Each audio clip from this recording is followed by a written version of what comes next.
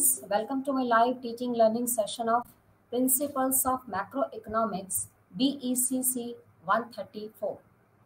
Today is the last session of this paper, Macroeconomics, and today's topic is Balance of Payment. Before starting this session, I would like to recap all the previous topics which you have done. You have done ISLM analysis. IS is investment saving analysis, which represents goods market equilibrium, and LM, which is liquidity preference and money supply. It shows money market equilibrium. IS and LM analysis was presented by J.R. Hicks and Hansen. According to this ISLM approach, we can determine the rate of interest and the level of income with the help of IS curve, which is always downward sloping curve, and LM curve, which is always upward sloping curve. Next topic you have done, that topic was inflation. Inflation means continuous rise in or persistent rise in price level. When price increases continuously for the long time period, that is called inflation. And inflation is different from deflation or stagflation situation. Deflation is opposite to inflation.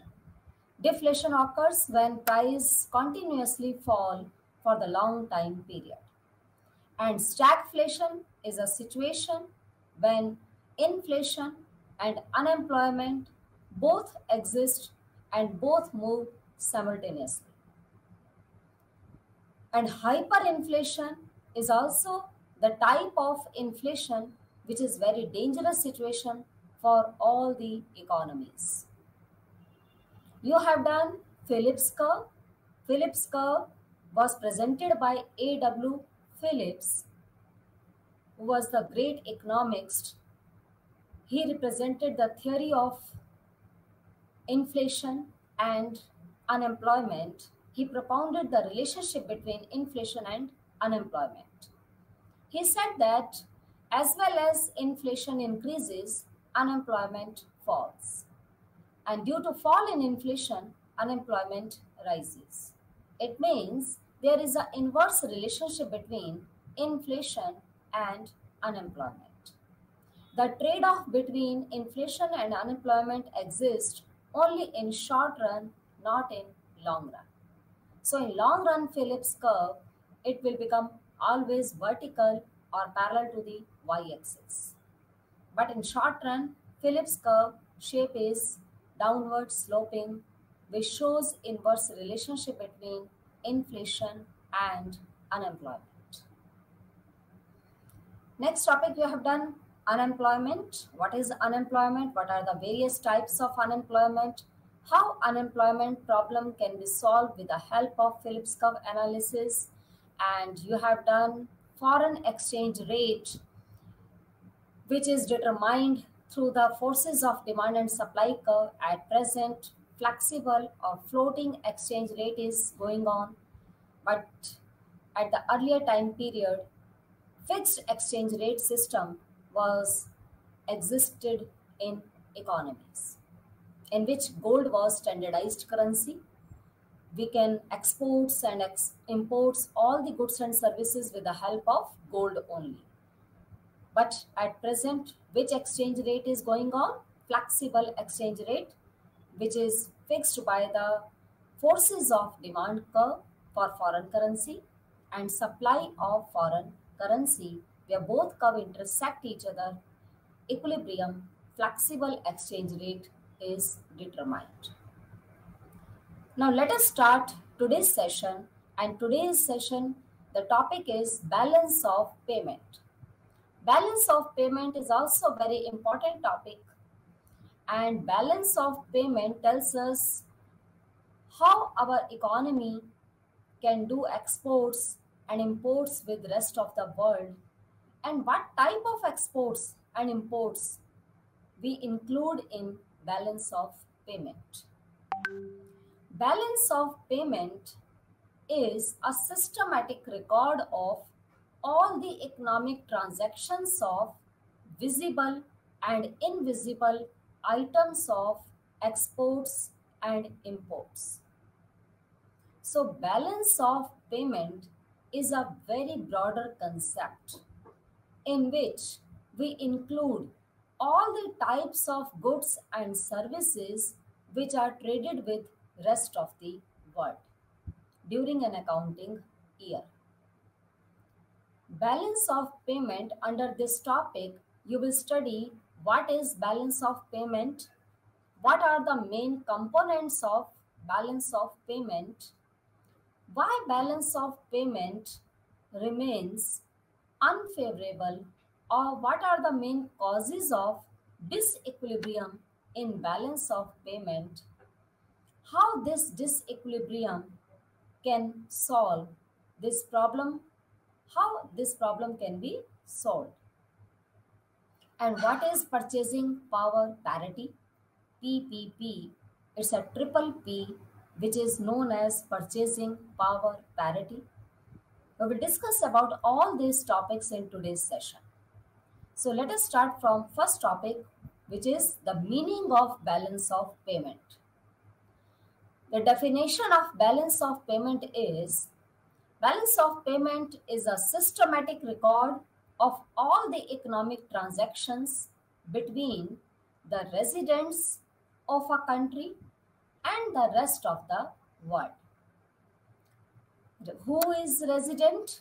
Resident are those persons who live in that country and their economic interest also lie in that particular country in which they are living. And rest of the world is abroad. At present, you know that all the economies are open economies. No one is called closed economy. At present, all economies have relationship with rest of the world. All countries engaged in exports and imports activities. We are doing exports and imports with rest of the world. Exports means to sell out goods to the abroad, and import means to purchase goods and services from abroad. So at present, all the economies are open economies which related with and which are engaged with international trade or exports and imports. So balance of payment is a systematic record of all the economic transactions between the resident of a country and the rest of the world. It presents a classified record of all receipts on accounts of goods exported, services rendered, and capital received by residents, and payment made by them on accounts of goods imported. If we do import, then we have to pay money to the abroad. And if we are exporting our goods which are produced by our normal resident of a country or domestic territory, which goods are produced, if we are exporting those goods to the abroad, then we will receive money income. So BOP present a classified record of all receipts on account of goods exported, services rendered, and capital received by resident, and payment made by them on account of goods imported and services received from the capital transferred to non-resident or foreigners. This definition was given by Reserve Bank of India. And RBI is the apex institution of monetary authority in India. So RBI gives the definition of balance of payment, which is a systematic record of all the economic transactions with rest of the world by our resident of a country, in which we include exports and imports of all goods and services. Next is balance of payment we can define in other words that balance of payment is a bookkeeping system. Bookkeeping system is a record in which we entered all the receipts and payments in our ledger or in a book. So bookkeeping system that summarizes a country's economic transactions with the rest of the world for a particular period. Balance of payment is a flow concept and it's a very broader concept because balance of payment include all the items of exports and imports in which merchandise items or visible items or those items which can be seen, which can be touchable, all types of goods and all types of services like transportation, communication, banking, insurance, shipping corporation, etc. All services are included in balance of payment. So balance of payment is a bookkeeping system which summarizes a country's economic transactions with rest of the world during a given period of time. Next is the difference between balance of payment and balance of trade. Here, these two concepts are different concepts. Balance of trade is denoted by BOT. B is balance, O means O, T is trade. So balance of trade is a narrow concept which records only merchandise transactions, for example, only goods, which can be touchable, which can be seen, or visible items. But balance of payment is a record of all transactions which are related with both goods and services. Second is balance of payment, balance of trade does not record the transactions of capital nature. In BOT, we does not record any transactions of capital nature. But in BOP, we records the transactions of capital nature.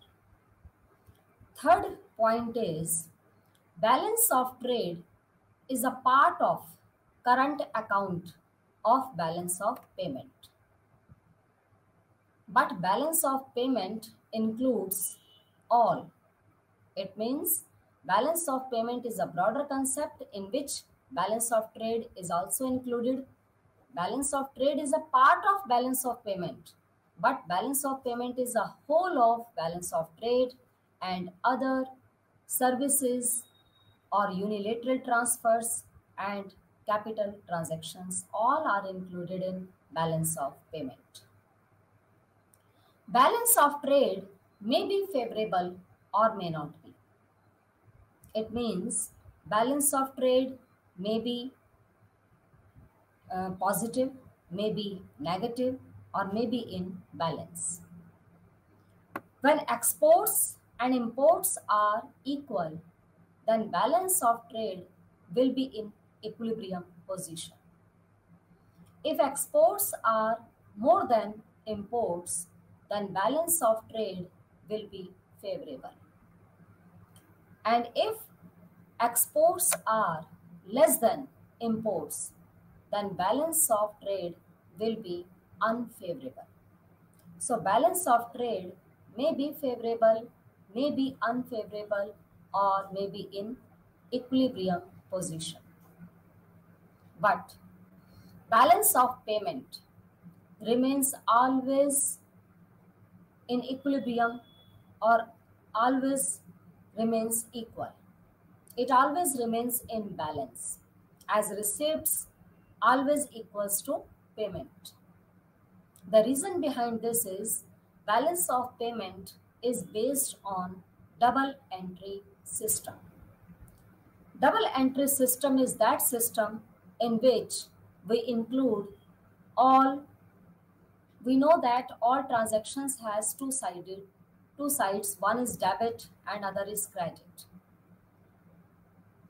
If we give payment for imports, it will be entered in debit side.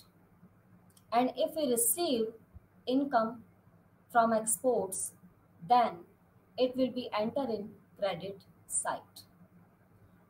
If debit and credit both are equal, then balance of payment will be in balance.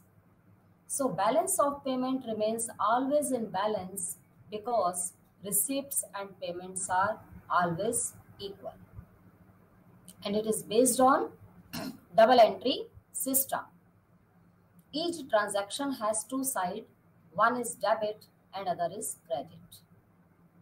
And in an accounting sense, it remains always in balance, but not in practical sense. Maybe in practical sense, it may be favorable, may not be, but in an accounting sense, it remains always in balance. Next point is balance of trade defects of balance of trade can't be met of balance of payment. It means if there is a deficit or defects of balance of trade, but it can't be met by BOP. But defects in balance of payment can be met through balance of trade. Balance of trade is not the true indicator of economic relations or economic prosperity of the country because it's a narrow concept. It don't tell us the real picture of the economy, trade. But balance of payment is a true indicator of the economic performance of the economy. So this is the basic difference between balance of trade and balance of payment. So it is clear from this difference that balance of trade is a narrow concept. Balance of trade do not include any capital nature transactions or current nature transactions. It's a part of current account of balance of payment, but it does not include any capital transactions. And balance of trade may be favorable, may not be, or may be in equilibrium position. And balance of trade is not the true indicator of economic relations or economic prosperity or economic performance of the country. But balance of payment is a broader concept. In this concept, we include all the types of exports and imports of visible and invisible items like goods and services. Both exports and imports are included in balance of payment. And it has two accounts, current and capital account. So it records all the transactions of capital nature. It includes all balance of trade and goods, services, unilateral transfers which are related with one-sided or lopsided transfers. All transfer payments are included in BOP. And BOP shows the clear picture or true indicator of economic performance of the economy. Now next is components of balance of payment. What are the components of balance of payment? Balance of payment has mainly three components. One is current account, that is very important. Second is capital account. And third is error and omissions. E and O, it means errors and omissions. The transactions which are not entered in capital account, which we forget to enter in capital account, those transactions can be written in error and omission component. And next is changes in foreign exchange reserves. Basically, components of BOP are three. One is current account, second is capital account, and third is changes in foreign exchange reserves. Here E and O is the errors and omission in which we all write down all the transactions which we forgot to enter in current account or in capital account. So these are the components of balance of payment. Now we will discuss in detail all the components which we include in balance of payment. First is current account. Current account includes exports and imports of merchandise items and services also. Merchandise items are those items which can be visible, which can be seen, which can be touchable and tangible in nature. But services are always intangible in nature. Services are called invisible items. Services are called that these services like shipping corporation, transportation, banking, insurance, services of the doctors, services of the professionals, all are called invisible items which can't be seen or touchable. So exports and imports of all merchandise and services are the part of current account.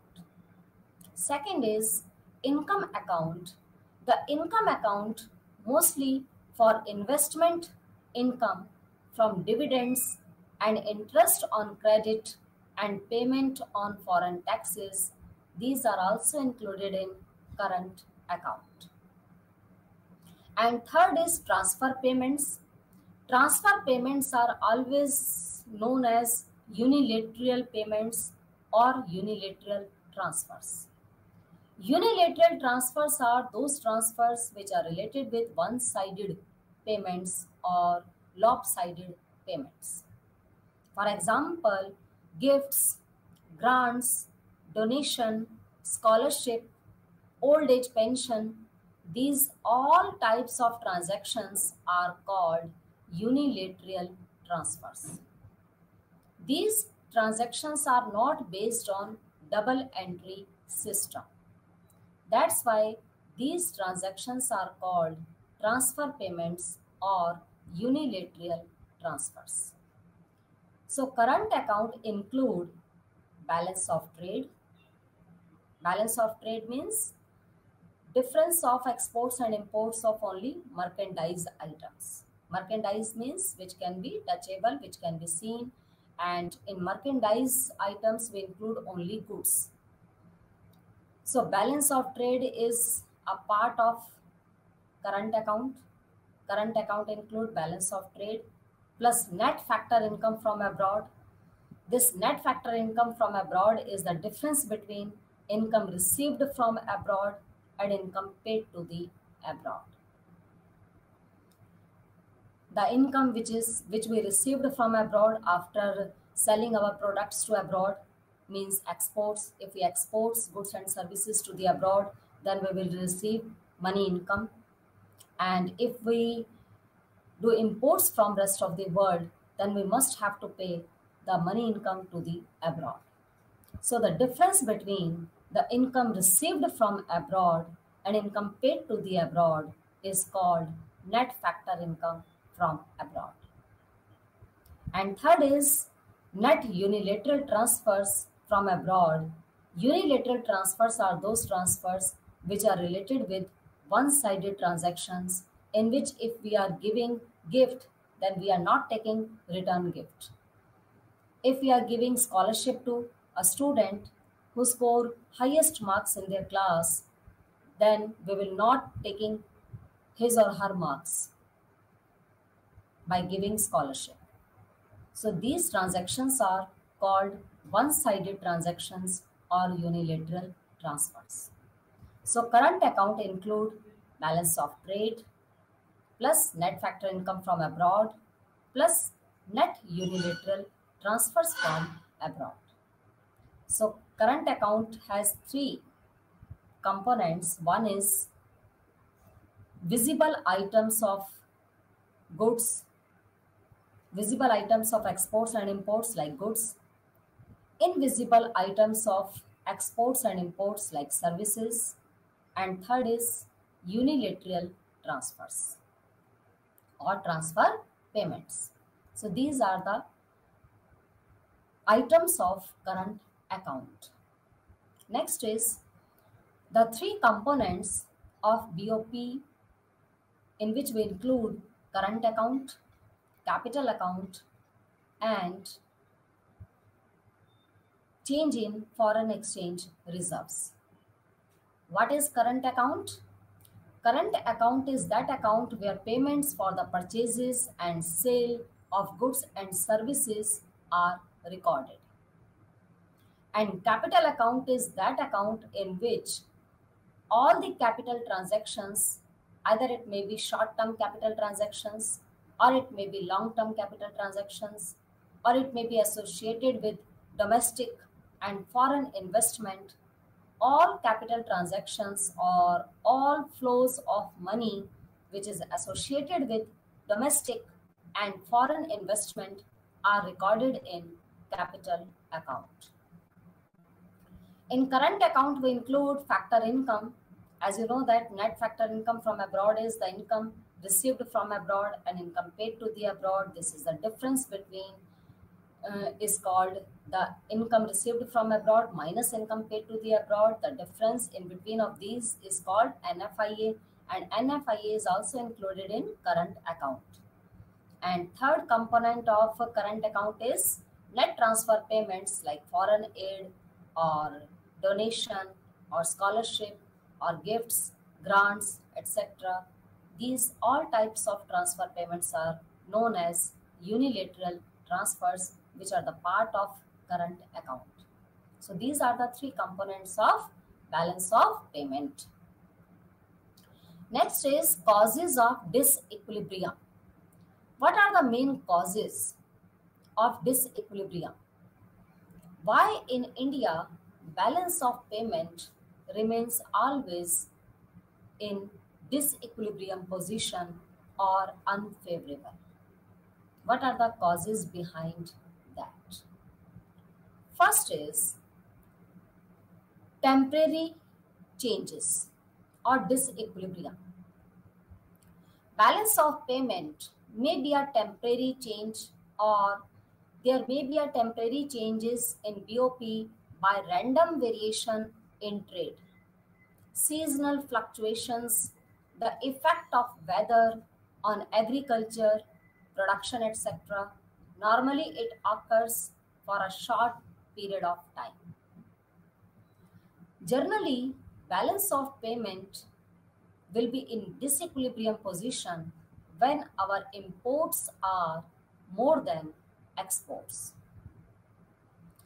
As you know that in India, more than 50% of the country people are engaged in agricultural activities.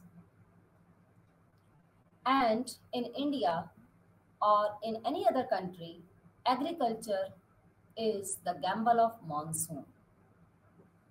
Sometimes crops may be in bumper quantity, and sometimes due to natural calamities or unfavorable circumstances, agriculture production may be reduced. So if there is any seasonal fluctuation occur, or there is any natural calamities occur, or any random variation in trade occur, which occurs normally in short time period, due to these changes affects balance of payment, and balance of payment may be in disequilibrium position. Second is fundamental disequilibrium.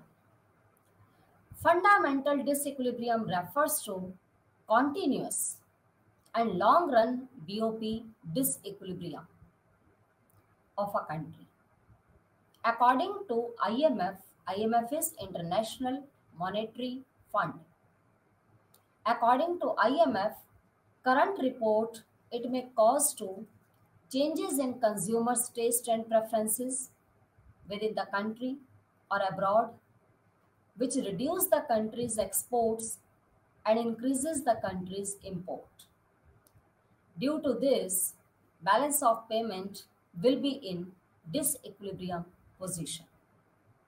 So balance of payment may be in disequilibrium situation or in position due to temporary change in economy, or fundamental disequilibrium also affects the BOP disequilibrium.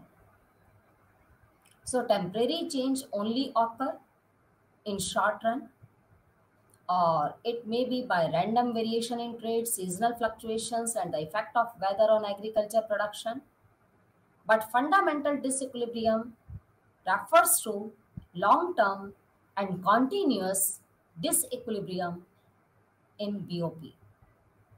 If consumers' taste and preferences are changing due to this, our exports are falling and imports are rising. In this situation, balance of payment will be in disequilibrium condition. Next is third point is causes of disequilibrium. The third point is structural changes. Structural changes also affects balance of payment, and it is also the main cause of disequilibrium in balance of payment. Such type of disequilibrium rises because of the structural changes which occur in a country. Like if in our country population increases, as you know that India is the second most largest populated country in the world after China. China is the first largest most populated country in the world. In China, near about 20% of world population live, and in India, 70% of the world population live. And in India, population is increasing day by day. But as you know that resources are limited, but wants are unlimited. Due to rise in population and scarcity of resources, our demand is increasing, but supply can't increase because resources are limited or scarce. That's why we are importing more goods for the satisfaction of our increasing demand and exporting less goods to the abroad. When our exports are less than our imports, in this situation, balance of payment will be in disequilibrium situation. So this is the main cause of disequilibrium of balance of payment, which is increase in population. Second point is technological changes. Technological changes are those changes which occur in techniques of production. Technical change may be occur in a one-time technical change or repeated technical change. It means technical change may be occur at once or repeatedly it may be occur.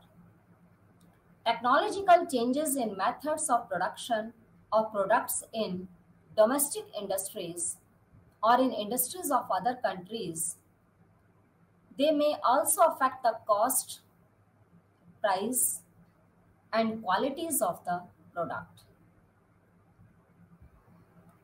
If in India there is a technical change which occur time to time, and due to the technical change, the cost of production increases. Due to increase in cost of production, our country's product price also increases. When our country's product price will become more than the foreigner product, in this case, our exports will fall because our product will become more expensive than other countries' product. In this case, our exports will fall and imports will rise. When imports are greater than exports, in this situation, balance of payment will be in disequilibrium position. So technical change also responsible for the disequilibrium in BOP. Third point is restrictions of all kinds imports of machinery and technology, etc. If there is a restriction imposed by our government, all kinds of machinery and technology, it means if our country's producer can't import machinery or technology from the rest of the world. So we can't use modern technologies. Then we will use obsolete technology, outdated technology. And due to the use of obsolete or outdated technology, our production will become more cheaper, but less demanded by foreigners, because each and every person want to consume or want to buy those goods which are produced by latest technology, or which are very good production or good quality production. And good quality production can be produced only with the help of latest technology or latest techniques of the production. So if we can't import machinery and technology from the rest of the world due to the restrictions of imports which is imposed by our government, in this case, our imports of technology will reduce, but due to fall in technologies import, our production will also fall. When our production will fall, then we can export less and we have to import more. In this case, BOP will be in disequilibrium position. Next is deficiency of resources, which increases exports and decreases imports. Deficiency of resources. As you know that if resources are in deficient nature or less available, if resources are less or limited, then we must have to import more and exports become less. If our imports are greater than exports, then BOP will be in disequilibrium position. So if there is any deficiency of resources, in this case, our imports will rise and exports will fall. And it will create the problem of disequilibrium in BOP. Next is causes of disequilibrium. We can continue these causes with the help of these points. These are another points. First three points were temporary change, fundamental changes, and structural changes, which are the main causes of disequilibrium. Besides that causes, we can give another causes of disequilibrium, in which first point is continuous fall in the country's foreign exchange reserves. If there is a continuous fall in foreign exchange reserves due to inelastic supply of exports and excessive demand for foreign goods and services, in this case, we can import less, and if we have less foreign currency, less foreign exchange reserves due to inelastic supply of exports, and if our demand for foreign goods are more, it means we are giving payment for imports are more. That's why our foreign exchange reserves are in deficient position. In this case, balance of payment will reach in disequilibrium position. Next is excessive capital outflow due to massive imports of capital goods, raw material, consumer goods, and technology. If we have excessive capital outflow means from India, capital is going to abroad in large quantity, and capital inflow is less. It means the capital which is coming from rest of the world is less, but the capital which is going to abroad from India is more. In this case, capital will be in less quantity in India. In that case, our imports will rise and exports will fall, and BOP will reach in the situation of disequilibrium. So if there is excessive capital outflow, not inflow, inflow is good. If capital inflow is more, it means more capital is coming in India from abroad. And if more capital is coming, we can produce more, we can export more. In this situation, our balance of payment will be in favorable condition. But if capital outflow is more due to massive imports of capital goods, raw material and consumer goods and technology, in this case, our imports will be more than exports and balance of payment will be in disequilibrium position. Next is low competitive strength in world market. If India's competitive strength with rest of the world, if we compare the strength of competition in India with rest of the world, then we can find that India's competitive strength is less than the world market strength. In this case, our BOP will be in disequilibrium position because India is mainly producing agricultural products. And in India, the climate is favorable or good for the production of agriculture sector, agriculture products. That's why India is exporting more cheaper items rather than costlier item. India is importing costlier item, but India is exporting cheaper items. That's why the capital outflow is more than capital inflow. In this situation, BOP remains always in disequilibrium position. So if there is any low competitive strength in world market, then BOP will be in disequilibrium position. Next is inflationary pressure, which makes the exports dearer. If there is any inflation situation exist in our economy, what is inflation? Inflation is continuous or persistent rise in price level. When there is a continuous rise in price level, then our product will become more expensive, more dearer than foreigner products. In this case, our products demand will become less in abroad. Our exports will fall and imports will rise. In this case, BOP will be in disequilibrium position. So inflationary pressure also responsible for the disequilibrium in BOP. So these are the causes of disequilibrium in balance of payment.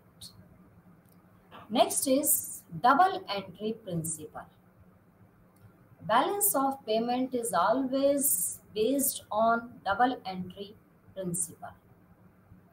Because when we say that balance of payment remains always in balance in an accounting sense, in that case, BOP is based on double entry principle. What is double entry principle? This double entry principle tells us that each transaction affects at least two accounts. One is debit and other is credit. Debit means minus and credit means plus. These debit and credit are accounting words. When we give payment to any other person, then the amount deducted from our account, that is called debit. And if we received income from other person, the amount we receive that increase our account income, that is called credit entry. So if we are doing imports, imports are debit entries and it's our autonomous transactions. The balancing credit entry or entries for an import takes place in one or more sections of capital, the account, that is accommodating transactions. There are two types of transactions. One is autonomous and other is accommodating. So if we are doing only imports and exports, so imports are debit entries or autonomous transaction. Exports are credit entries, autonomous transactions. But if the balancing credit entries which take place or import take place in one section or more section of capital, the accounts, then these transactions are called accommodating transactions. Either it may be credit or it may be debit. So capital inflow, if there is a capital inflow in our country, then it will be entered in credit side. And if there is a capital outflow, if we are giving payment, if our income is going to abroad, if capital is outflowing from our country, that will be entered in debit side. Next is increase in US claims against resident of our other countries are debit entries because these are US claims. And if there is increase in foreign resident claims, if foreign resident claims are increasing against US, that is credit entries. So all transactions has two sides. One is debit and other is credit. And balance of payment is based on double entry principle. That's why balance of payment remains always in balance in an accounting sense because it is based on double entry system in which each sides or each transaction has two sides. One is debit and other is credit. If we are giving 10 rupee and buying a ticket, bus ticket, it means we are paying 10 rupee, that is debit, and we are getting 10 rupee ticket, that is credit. If both are equal, then balance of payment remains always in balance. If debit and credit both are equal, then BOP remains always in balance, but only in an accounting sense, not in practical sense, not in real sense. Because in reality, balance of payment in India always remains unfavorable or in disequilibrium position. And we have studied about all the causes of disequilibrium, in which we include temporary changes, fundamental changes, structural changes, and so many other causes are also responsible for the disequilibrium balance of payment. But in an accounting sense, BOP remains always in balance because it is based on double entry principle. Next is the importance of the balance of payment. Why we study balance of payment and what is the importance of BOP? So you know that BOP records all the economic transactions that create demand for and supply of a currency. This indicates demand-supply equation of the currency. This can drive changes in exchange rate of the currency with other currencies. BOP may confirm trend in economies, international trade, and exchange rate of the currency. BOP and exchange rate both are interrelated with each other because in BOP, we studied about exports and imports of goods and services. And if we want to do exports and imports, then we must need foreign currency because we can't purchase US product with our country's currency. We must have to pay dollars if we are importing goods from US. And if we are exporting goods, then we will receive income in rupees or in our country's currency. So BOP may confirm trend in economies, international trade, and exchange rate of the currency. This may also indicate changes or reversal in the trend. This may indicate policy shift of the monetary authority of the country. So balance of payment is very important to study because with the help of this study of balance of payment, we can understand all these things. We can understand all the transactions which we do with rest of the world. We can know about foreign currencies or foreign exchange rate, and it can also indicate the policy shift of the monetary authority which is made by Reserve Bank of India. Next is importance of balance of payment. We can explain this importance of BOP with the help of these points also. It helps in state of international economic relations of a country, a guide to its monetary, fiscal exchange, and other policies. It informs government about the international economic position of the country to assist in reaching decisions on the monetary and fiscal policy. It means balance of payment is very necessary to understand all the monetary and fiscal policies of the country, and it also guides us to what changes we need to put in monetary and fiscal and exchange policies which is necessary for the development of our country, and it states the international economic relations of the country. Next is purchasing power parity. Triple P theory. What is this triple P theory in which P first P represent purchasing, another P is power, third P presents parity. Parity means equality. What is PPP, purchasing power parity? We can define this PPP when one country's inflation rate rises relative to that of another country, decreased exports and increased imports depress the country's currency. Due to inflation, our country's product will become more expensive, and due to expensive product of our country, the rest of the world or abroad will take less product from ours. In that case, our imports will rise but exports will fall.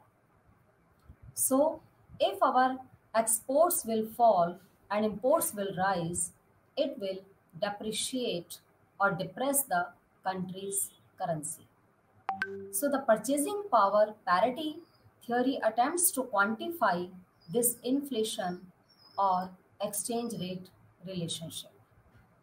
So, if we want to study how much purchasing power of our Indian rupee and how much purchasing power of $1 US dollar, then we must have to study about purchasing power parity. It means $1 can purchase India's 70 rupees product, but India's 1 rupee can't purchase $1 or equivalent to $1 product.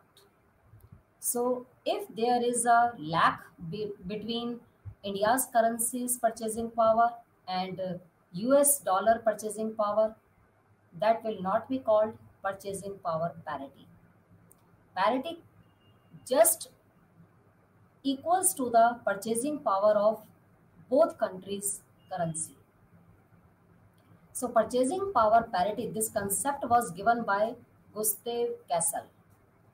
This concept was developed by Gustav Cassel in 1918. The theory states that in ideally efficient markets, identical goods should have only one price. The purchasing power parity theory measures the purchasing power of one currency against another after taking into account their exchange rate. It taking into account their exchange rate simply means that you measures the strength of purchasing power of $1 with that of rupee 50.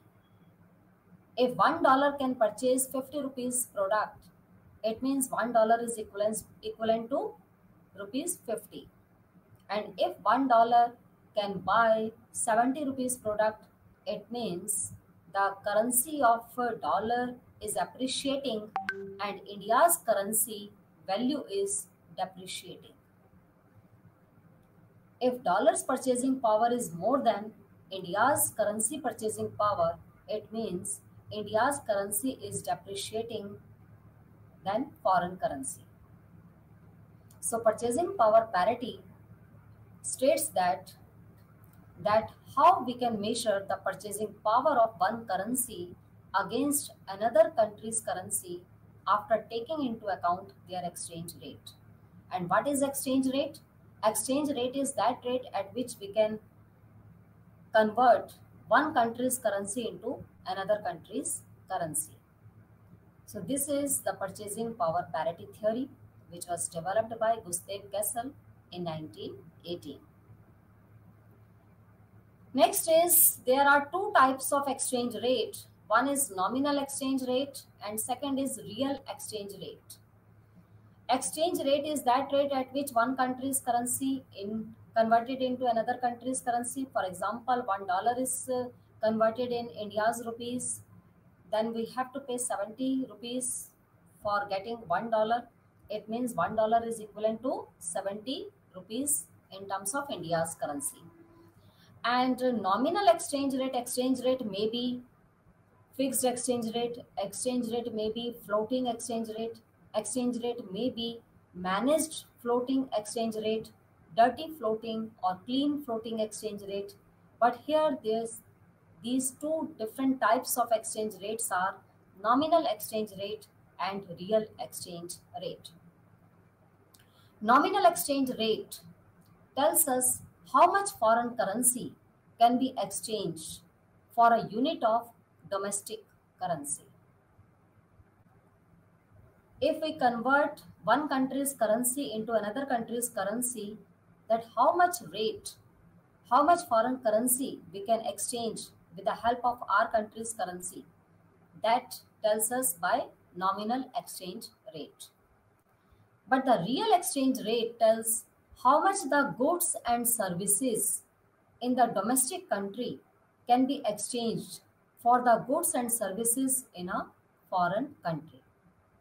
So if we are talking about only the purchasing power of currency of one country and another country, not it depends upon the goods and services which we buy from that currency.